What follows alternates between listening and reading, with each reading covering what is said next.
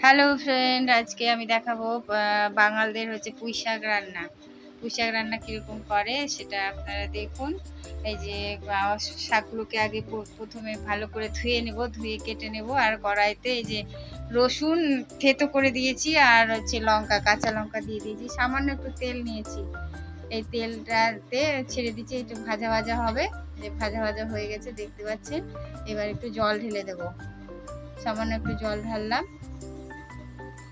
এরপরে হচ্ছে পরিমাণ মতো হলুদ আর লবণ দিয়ে দেব।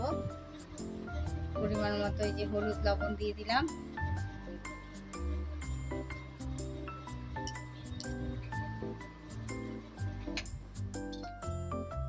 এরপরে আমি একটু ঢেকে দেব।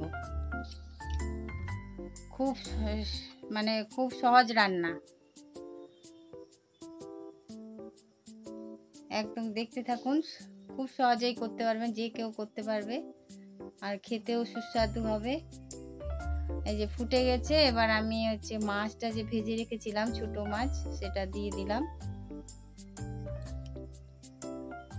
এবার হচ্ছে কেটে রাখা শাকগুলো, পুঁই শাকগুলো দিয়ে দেব।